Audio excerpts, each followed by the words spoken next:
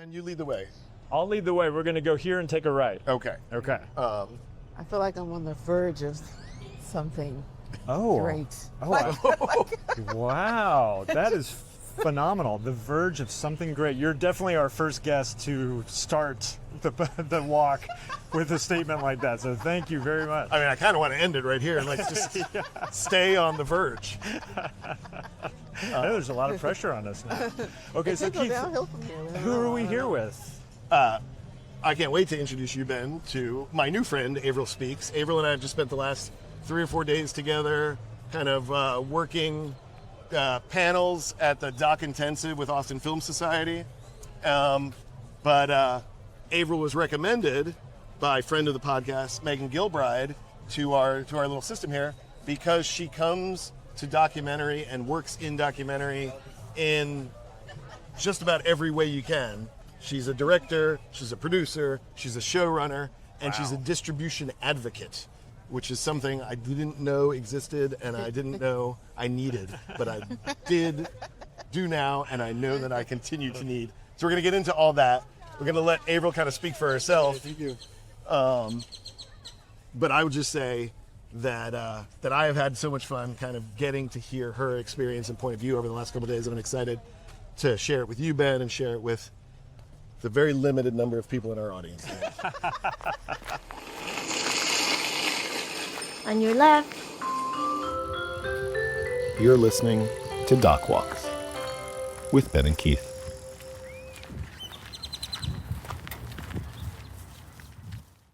So how was that intro? Did he cover all the bases? Yeah, it sounds like there's a lot to talk about there. This April person, I don't know. I'd love to meet her. She's pretty Teacher, impressive. provocateur. Honestly, I think at the end of the day, I'm just a storyteller. Like that word storyteller, I just recently started embracing. I've always liked to tell stories since I was a kid in many different forms, plays, poetry, novels. And I think that I've always had this desire to do right by storytellers, you know? So that's like, I think that advocacy part has always been there in some form, in some way, shape, or form as well. It's always been like, but how do we get more people to do X, Y, Z? How do we help? Well, you know what I'm so curious to ask you about? I was reading your bio, and one of the things that fascinated me is that you went to the seminary. I did. I did. We have not talked to a filmmaker who also is a... So are you a priest? No. No? Not by any stretch. Well, you must be a spiritual person if you did that. So could you talk about that part of your life? Yeah. First of all, I love that you found that because I don't talk about it a lot. We've got an exclusive. I don't talk about it a lot for many reasons.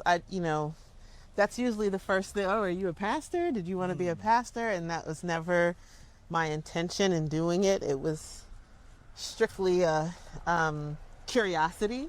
Wow.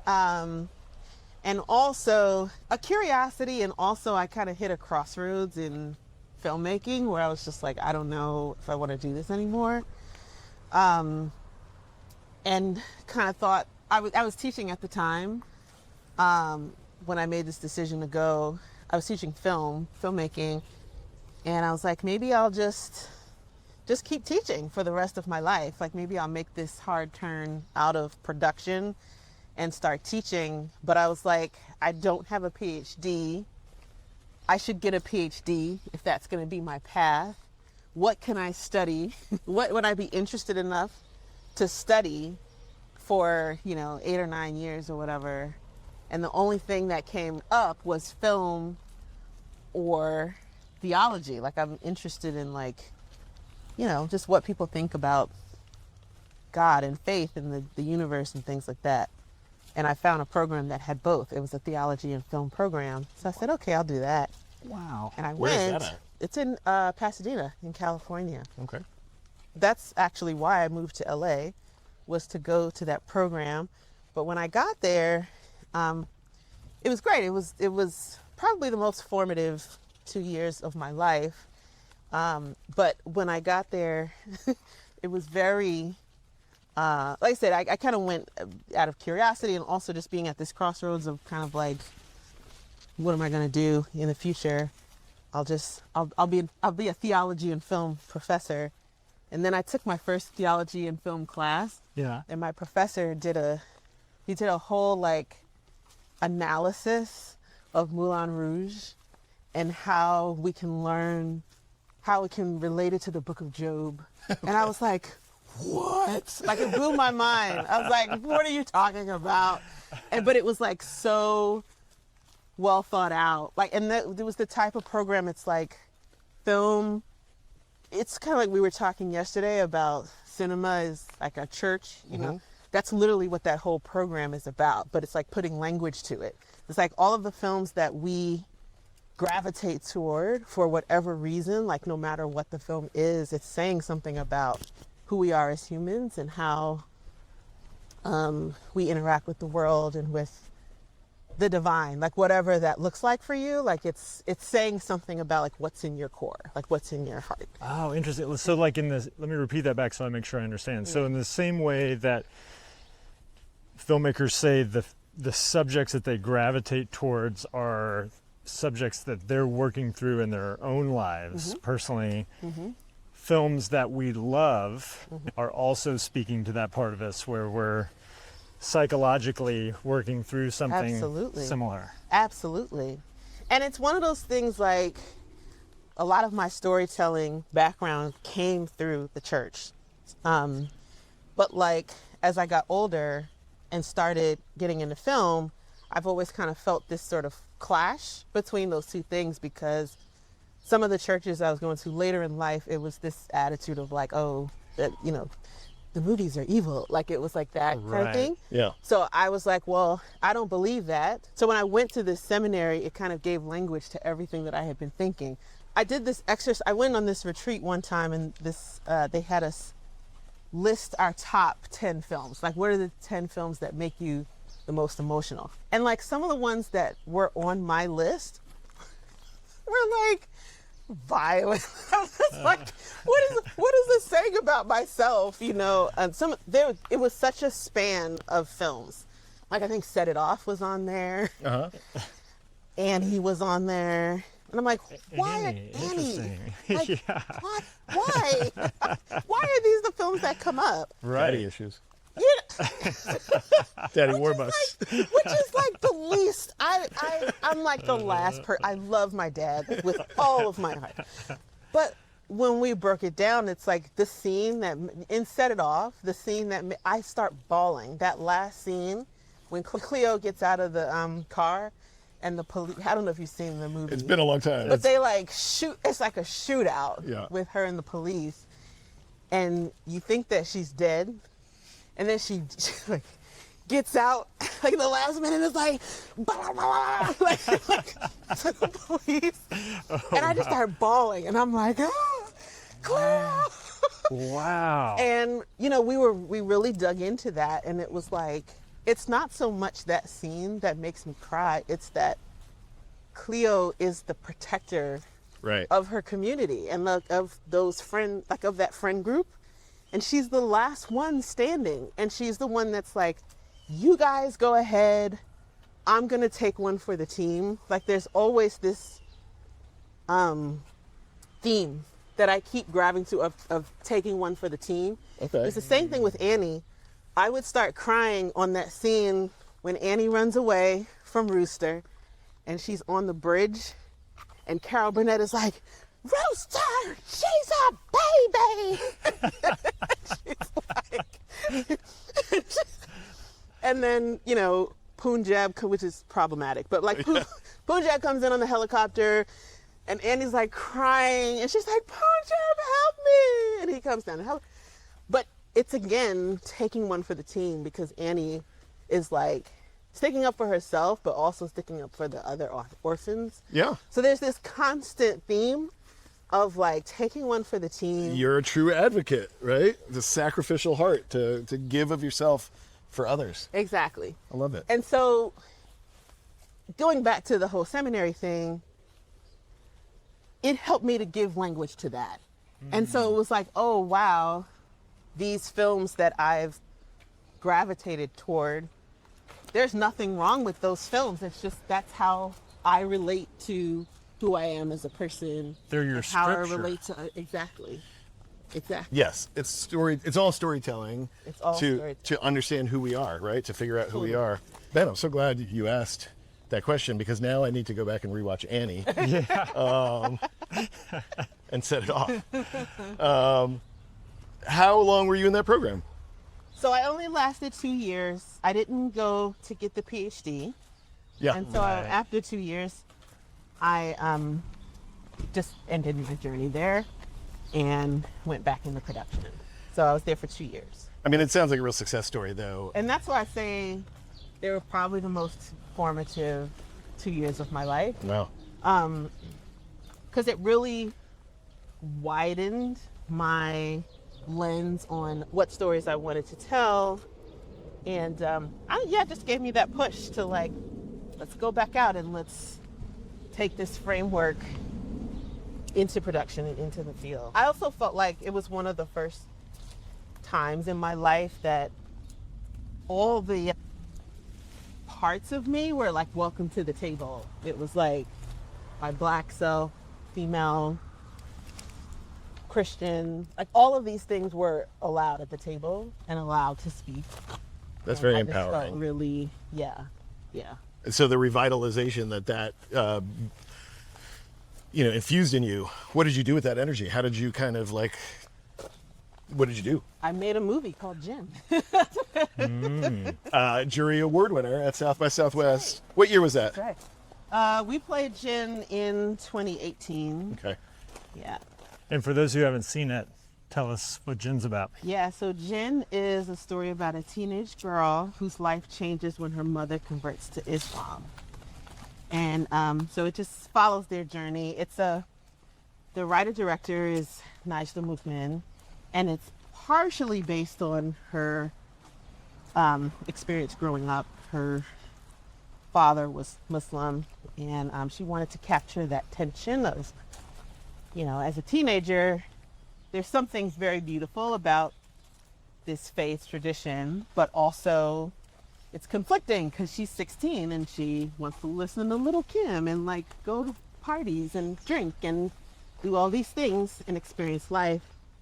Well, and that seems like such a natural film for you to make, coming out of a religious program to make a religious themed film. But I'm curious, you were coming out of a Christian program. What was it about making a movie about Islam that appealed to you? I just related to it. Like when I read the script, I was like, this is probably the most relatable script I've read. For the coming of age story on someone's faith journey. Like I could relate to that, having grown up.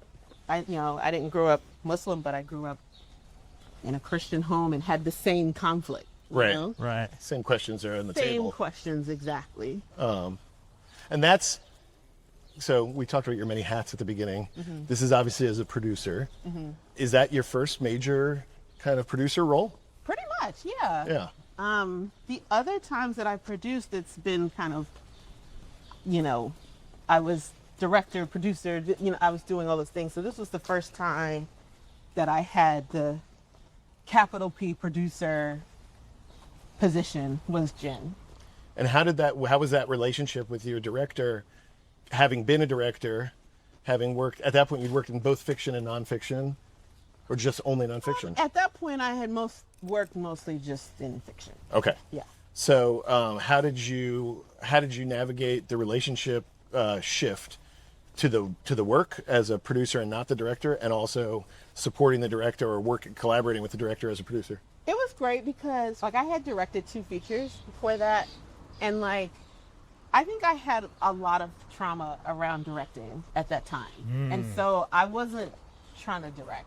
Right. I didn't realize it was trauma until years later. Like if you would have asked me back then if I would direct again, my answer was no. I was like, I don't want to direct anymore. So it was fine. I was like, you do your thing. I'm here to support you. Like, I'm in the background. You know, because I had directed before, there were things that I understood and knew, and like used that as a means to support her and like advise, like, oh, maybe we should do this or that. So it was additive in that way. At least I think it was. But yeah, it was great. And it was also like one of the first times that I was able to work with someone else and, you know, just have that trust that like, yeah, you have a vision for this and I'm here for it. Like, I'm here supporting your vision, giving you full space to execute that vision, and also just like doing what I can to make that vision come to life. Sometimes taking one for the team. Totally. Totally. That's what I always think of as the Yes. producer, right? Like, that's what I was getting at. Like, the producers, every producer I know who's a real producer has this switch that's available to them Yeah. to turn their ego on and off. Yeah. Yeah. And directors don't always have that Yeah. switch. It's kind of stuck on.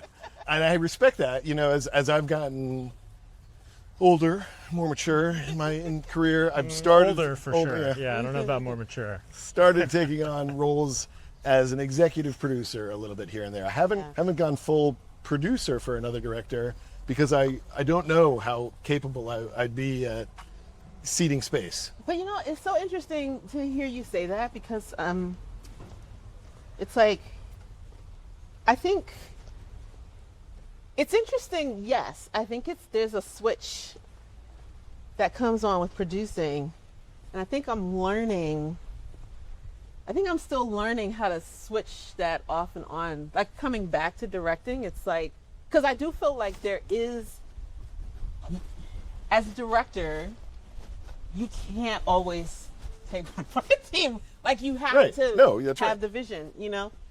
And I do think that that's a challenge for me sometimes, coming back to directing, is to turn that take one for the team switch off Yeah.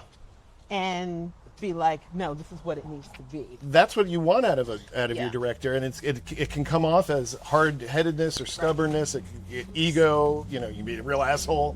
Yeah. But I feel like, at least I was filmically raised in a tradition where the director is the ultimate tiebreaker. Yeah. And because of that means the producer oftentimes needs to be the one to create the space for the director to kind of live there. Yeah. And sometimes the producer has to take a back seat to the director. Sometimes the producer has to take a back seat to the executive producer. Yep. Or the talent, right? Like, Yeah. you can't let the director be in the line of fire with the talent, or else you get director trauma. Right. I want to hear your thoughts on this, transported into the world of nonfiction. Well, I've always liked watching nonfiction, but I think in terms of making it, that transition happened during the pandemic. It was a doc series that Discovery Plus picked up, and And what was that one called? it was called Uprooted. And what was that about? It was about a family whose brother had been killed in 1986. And they were trying to find justice for his death. It's a very powerful piece. Oh, you've seen it? Well, I watched it in preparation when Megan first talked to us about you. Oh, I cool. watched your reel, and then it's very much the kind of story that I'm grabbed by. Yeah. Is a family trying to Yeah. come to terms with their past. Yes. And so I haven't seen all of it, but I saw. I wanted to get enough of a sense of it Yeah. to kind of just see what you're into. Yeah. You know, and then I also saw, not to switch too quickly because Mm-hmm. we'll come back to that, but you also have some work in the world of UFOs and aliens. Yes. That I was also impressed with. I was like, ooh, there's a lot of overlap in my interests here. So, family histories and aliens and religion. You're covering all the bases. I mean, they all kind of go together. They kinda go, but you know, the aliens one, I wouldn't have thought that at the beginning. Like, Yeah. I kind of just got handed that show. Yeah. And like at the beginning, I was like, Why? why on the show? Like, what the hell? Like, And then, but once I, got into it, and also the thing is, I love talking to people and hearing their stories, and that's what got it for me. I'm sorry, what show was this one? Sorry, this was Files of the Unexplained, Okay, which is on Netflix. gotcha. And so you've been working as a showrunner on these series, but you're also directing individual episodes and producing the whole series, or what's the layout of that?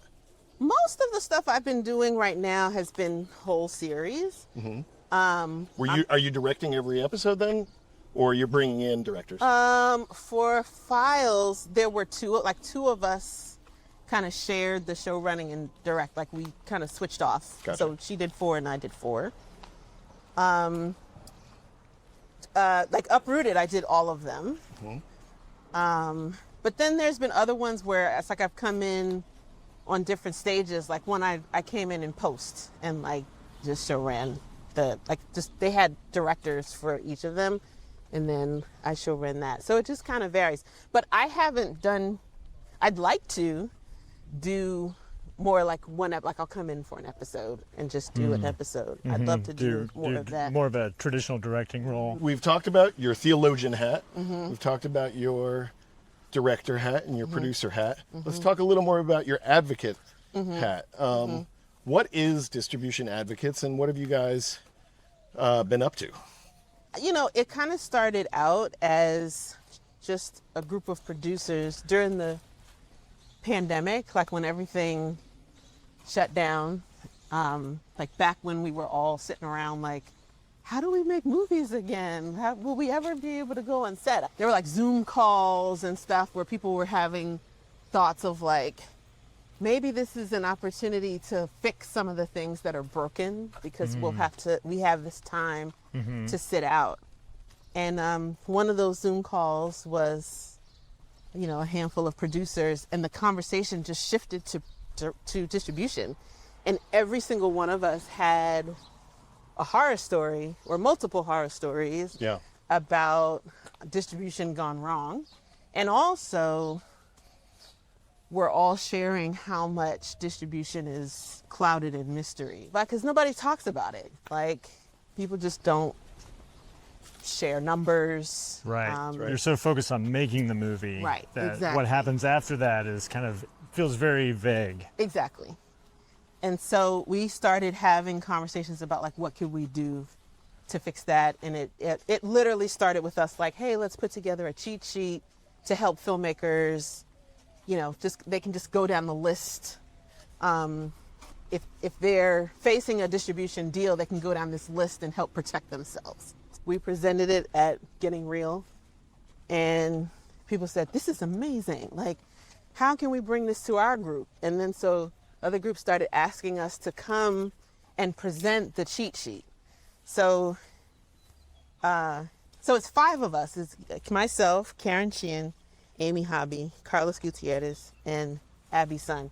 And Karen Chin and I, that first year or two, we were literally at like every film organization presenting this cheat sheet and doing these teach-ins. And, that's really where it started. Did you have a way to fund this effort, or was it all volunteer? Or? We actually had great support from Ford Foundation, from Perspective Fund, from Sundance, from Color Congress.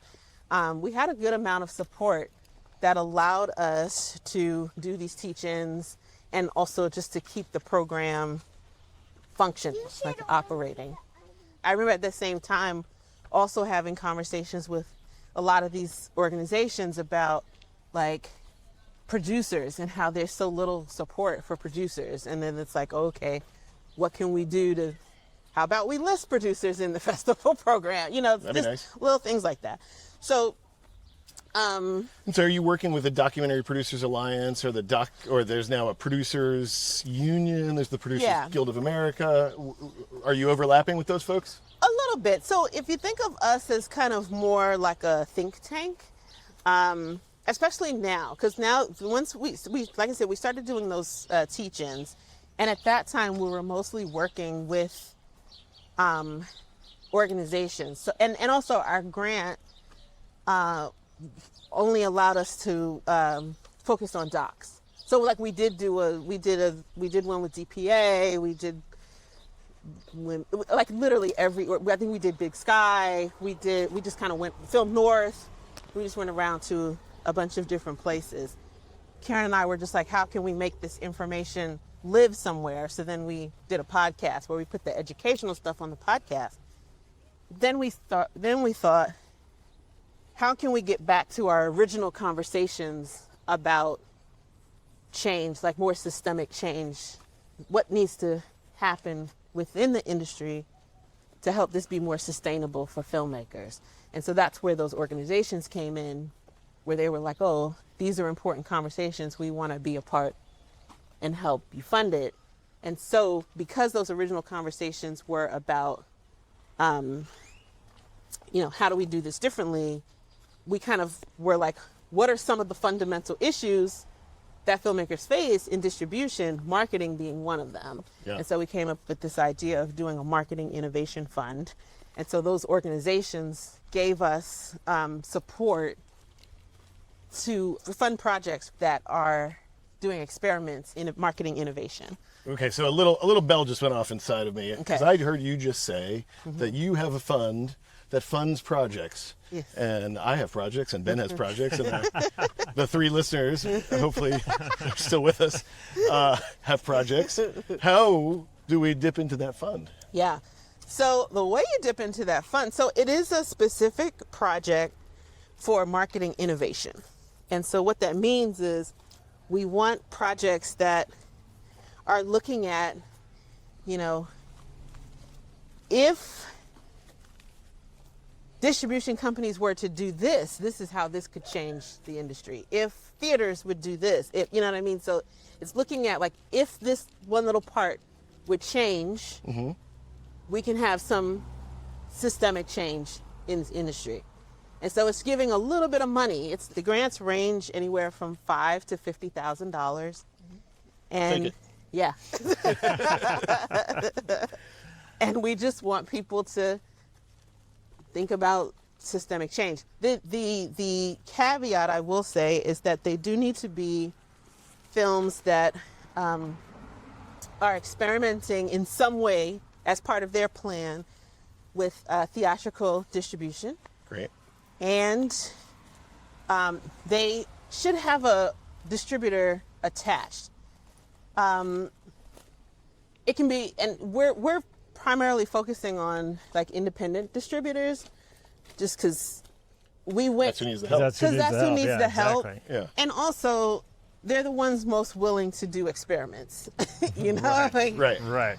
there's not so much. And I mean, even if it's like you working with someone who used to work in distribution or knows the distribution space, I think our main concern is we want it to get done. We want there to be a mechanism in place for you to be able to execute the idea. Well, what I love about hearing that, and I'm fully supportive of grants for new voices, and have played a role behind the scenes in some of those from time to time. Yeah. But for mid-career filmmakers, for risk takers, Yeah. with a track record, Yeah. this sounds like the kind of thing, when you say you have Absolutely. to have a distribution deal in place already. Absolutely. Some people in our audience are turned off immediately. They're like, well, how do you get that? Yeah. But the reality is, and people have a hard time hearing this sometimes, even when you get a distribution deal, it's still an uphill battle. Yeah. Even when you're mid-career and you have a couple good credits or people recognize your name in some way, it's still an uphill battle. It never stops being an uphill battle. Totally.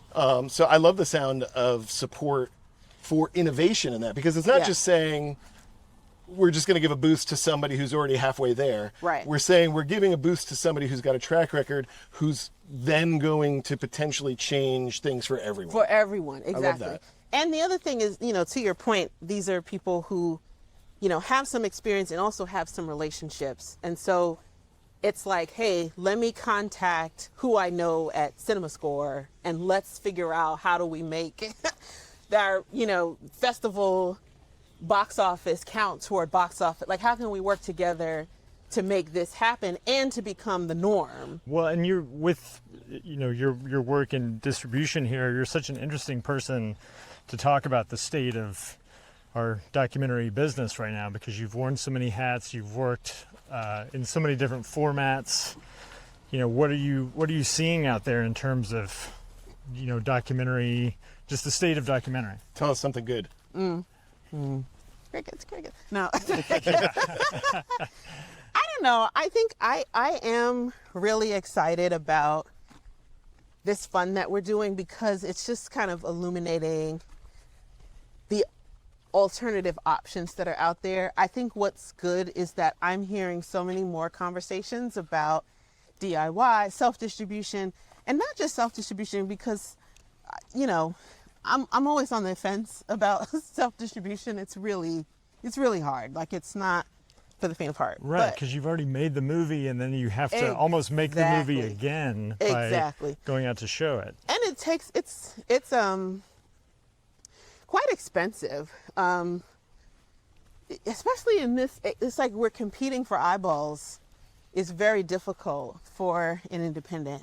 It's hard for, even if you have distribution, it's hard. Mm-hmm. And so let alone if you're trying to do it yourself. But that being said, it's encouraging that there are platforms that have sprung up.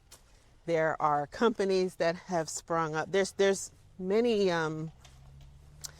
there's just many ways to go that path if you so choose to. The fact that there's so many options for screening. There's Kinema, there's Gather, there's Jolt, there's Film Hub. There's so many ways if you can come up with or dream up an idea on how to engage your audience. Like, each one of those platforms works differently in terms of how they engage that audience, and like how involved they get, how involved you have to be in order to make that happen. So I think that is an exciting thing. I also feel like I'm hearing so much conversation about audience now. Not that we weren't talking about audience before. We've always had conversations about audience and understood the importance of audience, but it does feel like there's an energy around getting in front of the audience and getting a community together to make a film, to watch a film. Like, I like the energy that's happening around audience building and doing that audience building from the very beginning. Like, to your point, not at the end. Right. Like, oh, I've done the film and now right. let me go find those people that I thought this was for.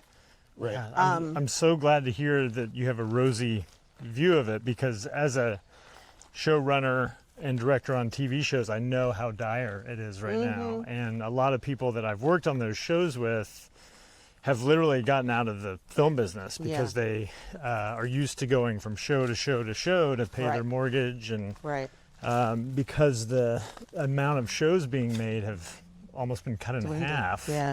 A lot of people feel like our industry is in this sort of inflection point where it's changing in a way where it's very scary for people. So I'm pleasantly surprised to hear that you're optimistic about it. I was just talking to Megan about this last night. I was like, I don't know if maybe that's another iteration or another thing for distribution advocates or some other organization to take up, is like, how do we make more producers? We need more. It's such hard-won information that makes a good producer. And it's like, I always talk to people about, if you've ever planned a large-scale party, if you've ever thrown a wedding, right? Or if you're the person that plans the group road trip, you're naturally a producer, and you've got 70% of what it takes already internally.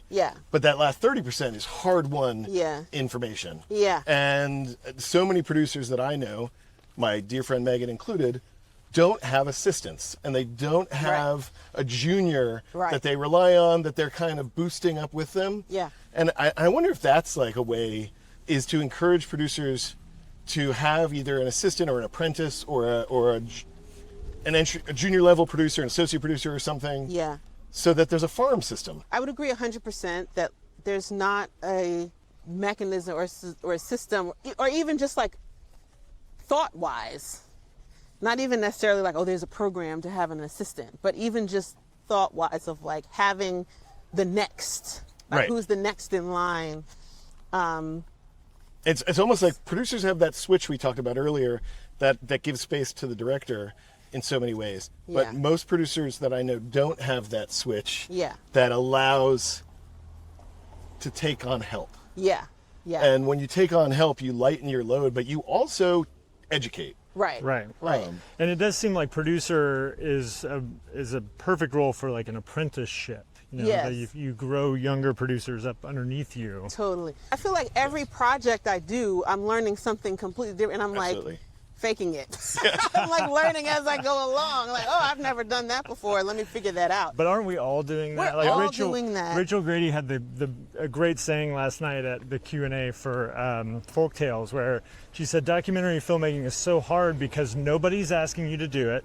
Yes. Nobody cares if you finish.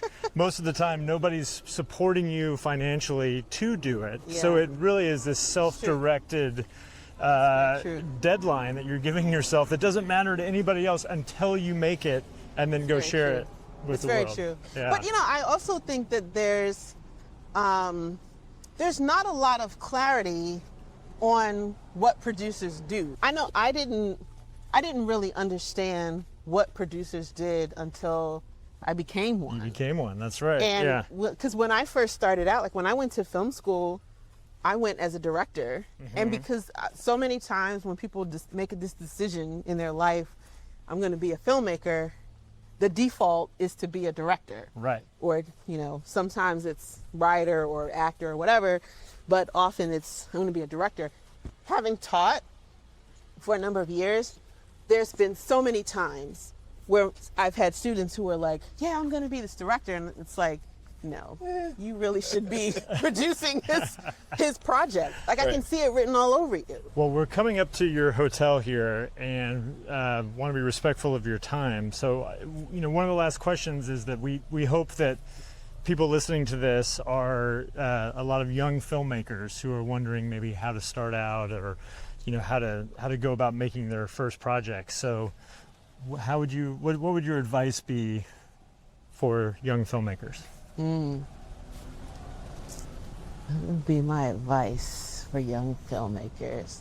I would not be where I am today if it wasn't for people who had gone before me, like who had, been this path and were open and willing to say, like, let me help you out. Let me look over this contract for you and tell you all the things that are wrong about this. Can I have that phone number, please? Yeah, it's like, I think I would say find good mentors to help guide you through the process, even as much as, like we just said, a lot of it is you're figuring it out as you're going along. That's such a great answer. And it's honestly the reason why we're excited about this podcast is like, it's easier said than done. Find a mentor, right? You have to be in the right place at the right time with a generous person. But you could also just tune into Doc Walks and get mentorship Exactly. from Avril Speaks. Exactly. Like, that's what you've just, I feel like, offered. Thank you so much for doing it. Is there anything that you wanted to talk about that we didn't talk about? Ooh, what a good documentarian question. That's a great question. You guys did a great job. I feel like that were some very thorough questions. Oh, great. Thank that you. hit on all the It things. was a fun conversation. This really Yeah. was. You're the first person to ever quote Annie on our podcast, and also to start it off with such a bang. And I appreciate you cited the problematic nature of Punjab. It's so problematic. There's so many things wrong. So many of those movies in the 80s you look back and It's true. We've Yeah. come a long way. Terrible. It's important to Come a note long that. way. There's Yeah, been well, there's been a lot of progress made. Punjab is not good. Yeah. It's so not good. Yeah, but you are great, and I really Thank you. appreciate getting the chance to spend time with you, honestly, and just get to connect. Thank you for taking the time. You. Yeah. Thank Yeah. you. Okay. For Doc Walks, I'm Keith. And He's Ben. I'm Ben. Thanks a lot, everybody. This has been Avril. Bye-bye. Next time on Doc Walks. We're walking with visiting filmmaker Sandy Dabowski straight from their multi-city self-distribution extravaganza with this year's Sabbath Queen. It's been 24 years since Sandy exploded on the scene with Trembling Before God. And in the last 2 decades, Sandy has picked up stories, energy, and ideas all about making personal films that confront society and bringing those films to audiences in your own unique way.